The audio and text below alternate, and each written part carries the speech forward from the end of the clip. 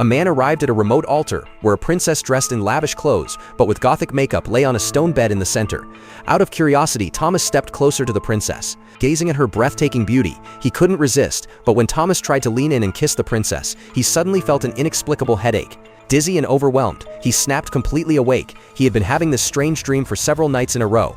Unable to endure it any longer, Thomas went to see a psychologist. To his surprise, after listening to his case, the psychologist calmly told him that he had simply been staying indoors for too long, which had twisted his mental state. The solution was simple: go out and take more walks. Fooled by the advice, Thomas actually went outdoors to paint the next day. While sketching, a sudden flash of white light appeared before him. Just as he was about to investigate, he received a phone call. The caller informed him that a distant uncle of his had passed away, leaving behind a villa, and Thomas was the sole heir. He was invited to come to the office on Monday morning to complete the inheritance process. Hearing this, Thomas suspected it was a scam, yet the next morning he still went to the office. To his astonishment, not only did the staff not ask him for inheritance tax, but they also quickly processed the transfer and even handed him a letter from his late uncle. And so Thomas returned home with the property deed and the letter. Opening the letter, Thomas learned that his family had owned this villa for over a century.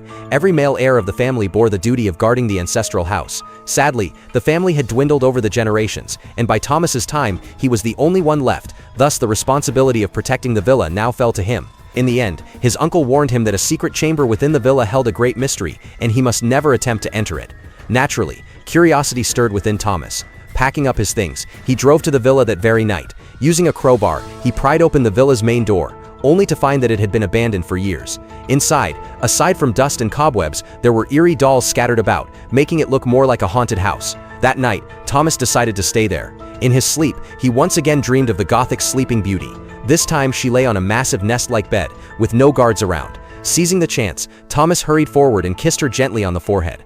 To his shock, Sleeping Beauty actually awoke, fussing and insisting on being in love with him. As she kissed him, she told Thomas that she had been cursed by an evil demon, waiting all this time for a true prince's kiss. At that moment, strange noises echoed in the dream, and suddenly a monster lunged at Thomas. Terrified, he woke up instantly. Still uneasy, Thomas later contacted the female real estate agent in the middle of the night, hoping to uncover the truth. But as they talked, Thomas suddenly collapsed unconscious. Once again, he found himself with Sleeping Beauty. She told him that her true form was hidden in the villa's secret chamber, and if Thomas could save her, they would be together forever.